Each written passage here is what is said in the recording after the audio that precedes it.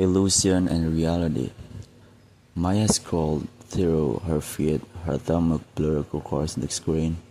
Each post was carefully constructed reality.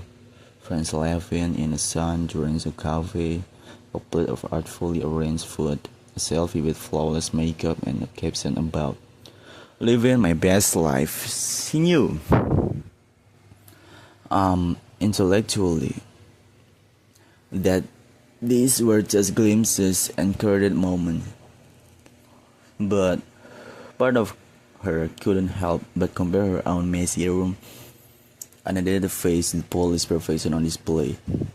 It's a performance, Maya, a voice said from behind her. Arjuna leaned over her shoulder, his arm scanning the screen with a mixture of amusement and disdain. It was a whirlwind of creativity, with paint spattered jeans and shock of Bert's blue hair. Today was sporting a pair of augmented reality glasses that project the swirling patterns onto his fields of vision. Maya ceased, putting her phone down. I know, Arjuna, a steady perception. I understand the psychology behind it, but it's still hard to disconnect. Disconnect? Arjuna scoffed. Why would you want to disconnect? This is reality, Maya. Our reality is just augmented. He gestured around the bustling campus cafeteria where students were glued to their screens, their faces illuminated by the cold glow of their device. We interact through the filters. We express ourselves through avatar, we build relationships in the cloud. The digital world is as real as this table, as real as this coffee. Maya took a sip of her latte, her brow furrowed. But it is Arjuna? Is it reality? We're presenting idealized version of ourselves, carefully crafted illusion. What happens when those illusions start to replace our actual selves? What happens when we can't tell the difference anymore? Arjuna tapped the side of his glasses. The difference is becoming irrelevant, Maya. Look at my work. I create entire world, entire realities within a computer. They feel real, they look real, they even smell real. Who's to say they're not as valid as this real world we're sitting in? He pulled up a 3D model on his table, a vibrant cityscape that seemed to live off the screen. I can control everything here. The physics, the weather, the emotion of the inhabitants. I am the god of the world. Of this world, obviously, Maya. And it's just as real as another. Maya, a student of both psychology and philosophy, found herself caught between fascination and unease. On one hand, she was drawn to Arjuna's boundless creativity, his ability to push the boundaries of reality. On the other hand, she was deeply concerned about the implication of blurring the lines between the real and the virtual. But there's danger, Arjuna, she argued. A danger of losing touch with our physical selves, with genuine human connection. We're becoming too obsessed with this illusion that we're forgetting how to interact face to face, how to experience the world with all our senses. Arjuna shrugged. Maybe that's just evolution, Maya. Maybe we're evolving beyond our physical limitation. Maybe the future of humanity lies in these digital realms. He stood up, his eyes gleaming with excitement. Come with me. I want to show you something. He led her out of the cafeteria and towards the university's virtual reality lab, a space filled with high-tech headsets and motion capture suits. Prepare to have your mind blown, Maya, he said, a mischievous grin spreading across his face. I'm about to show you the reality is just a matter of perspective. The virtual labyrinth, the VR lab, was a sensory deprivation chamber, white walls, minimal lighting, the hum of powerful computers created in an atmosphere, zero anticipation. Arjuna helped Maya strap on her headset, haptic gloves, and the device of molding to her body like a second skin. Ready to enter the labyrinth, Maya? Arjuna's voice echoed in her ears, and disembodied presence guiding her into the digital realm. The world dissolved, replaced by breathtaking vista. Maya stood on the edge of a cliff overlooking sprawling city on neon lights and towering skyscrapers. Flying cars zipped through the air, holographic billboards flickered with advertisement, and Ada thrummed with the energy of million virtual lives. Welcome to New Kyoto, Arjuna announced, appearing beside her in the form of sleek, cybernetic avatar. I built this world from scratch. Every detail, every sound, every sensation is more real than reality, Maya, because I can control it. Maya took a tentative step forward, her hand reaching out to touch a passing vehicle.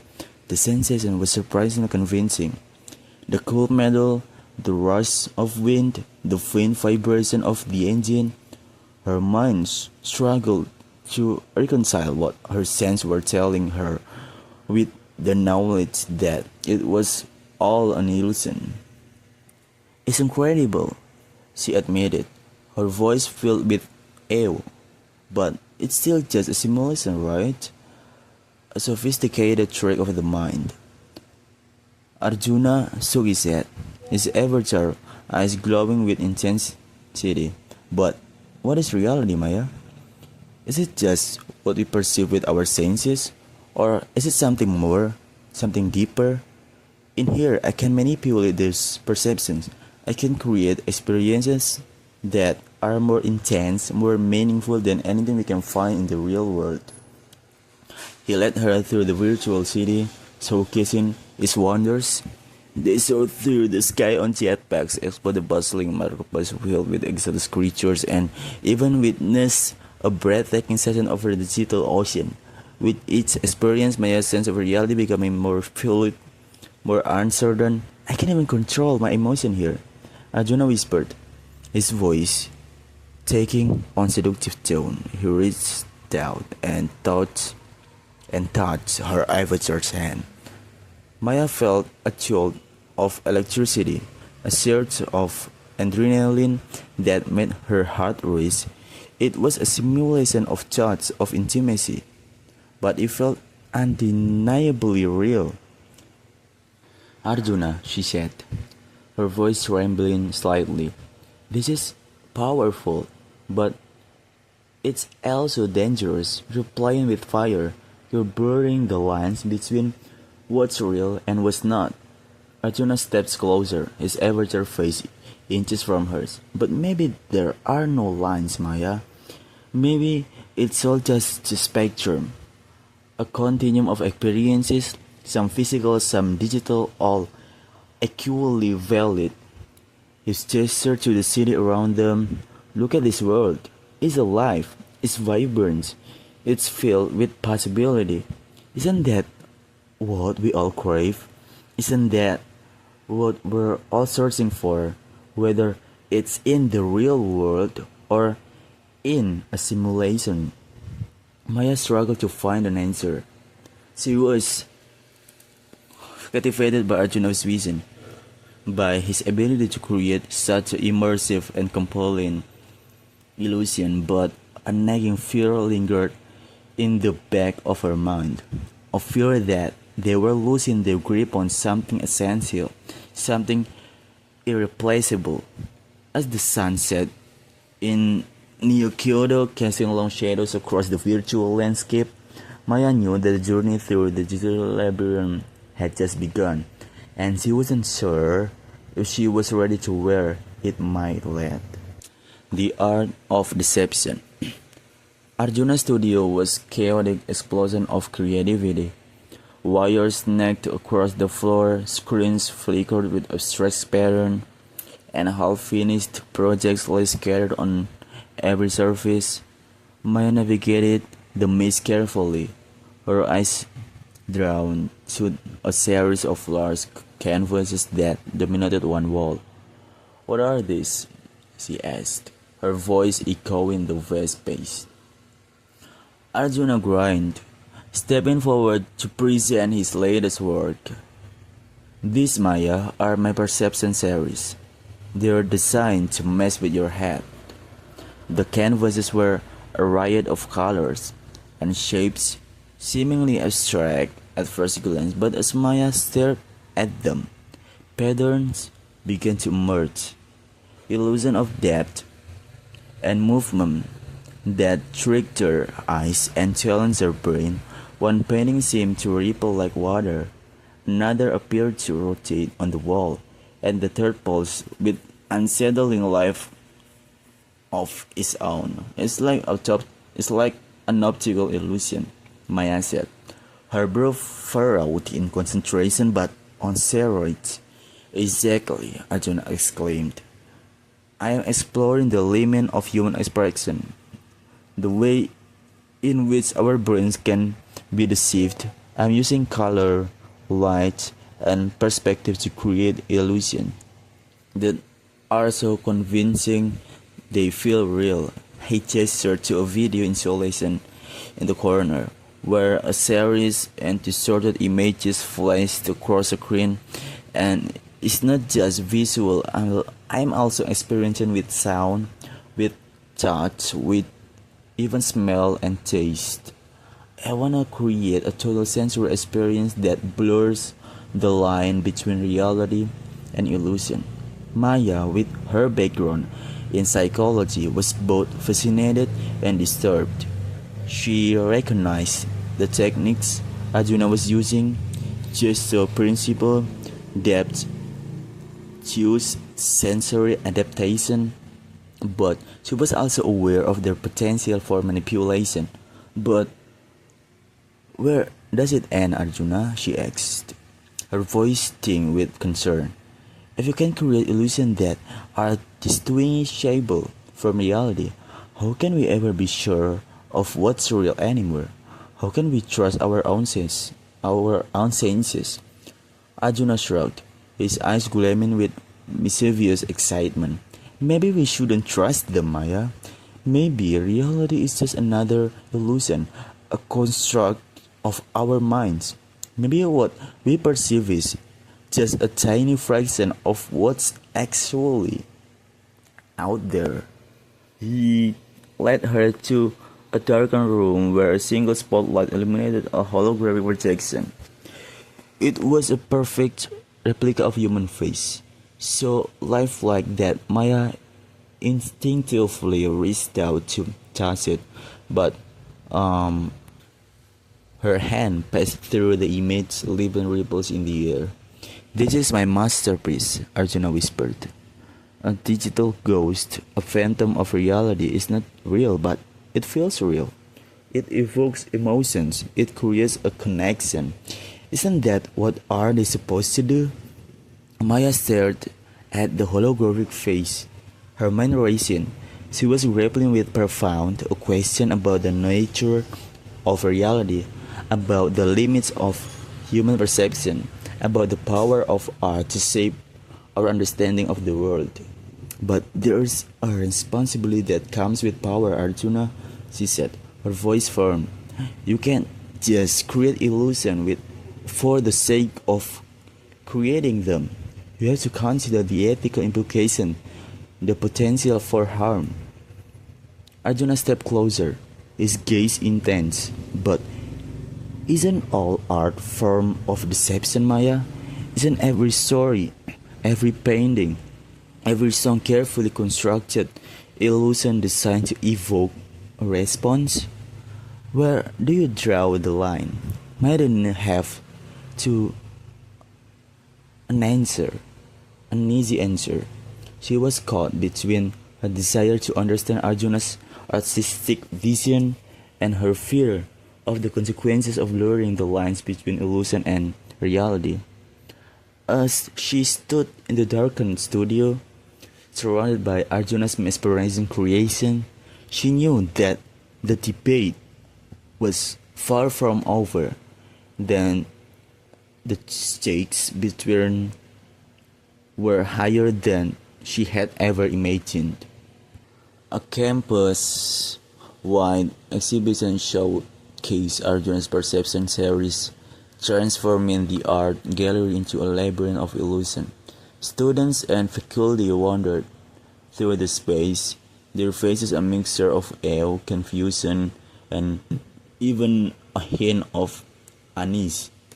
Maya stood at the edge of the crowd, observing the reaction with thoughtful expression. Arjuna, dressed in his usual flamboyant style, approached her with triumphant grin. Well, Maya, what do you think? Am I blurring the lines between illusion and reality effectively enough? Maya hesitated, her gaze sweeping across the room. You're certainly provoking a reaction, Arjuna. People are questioning what they see, what they feel, but I'm still not sure if that's a, a good thing. She pointed to a group of students held around a virtual reality installation, their faces contorted in expression of fear and excitement. Look at them, Arjuna. They're so immersed in that simulation. Lost touch with their surroundings. Is that what you want your art to achieve? Arjuna smiled further. I want them to experience something extraordinary, Maya. To break free from the limitation of the mundane. To explore the infinite possibilities of the human imagination. But at what cost? Maya countered. Are you willing to sacrifice their senses of reality for the sake of art? Are you willing to risk them losing themselves in this illusion? Their debate echoed through the gallery, drawing the attention of other attendees. Some agreed with Maya's concern, arguing that Jurna's art was dangerous and irresponsible. Others defended Arjuna's vision, praising his creativity and his willingness to challenge conventional notions of reality. As the tension of the room escalated, Maya stepped onto a small stage, her voice commanding attention. I believe, she announced, that Arjuna's art forces us to confront important questions. Questions about the nature of perception, the power of technology, and the responsibility of the artist. She turned to Arjuna, her gaze intense but filled with a hint of understanding. But also, I believe that we need to approach this question with caution. We need to remember that illusion, no matter how convincing, are are not a substitute for reality. They are too means to an end, not an end in themselves. In themselves. Arjuna, his usual bravado replaced by thoughtful silence, stepped forward to join her. Maya is right, he admitted, his voice surprisingly humble. I got carried away with the possibilities, with the power of my art. I forget about the consequences. He gestured to the crowd.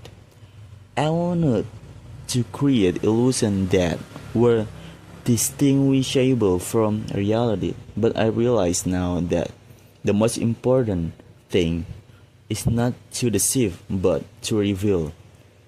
He unveiled his final piece, a large mirror positioned at the end of the gallery.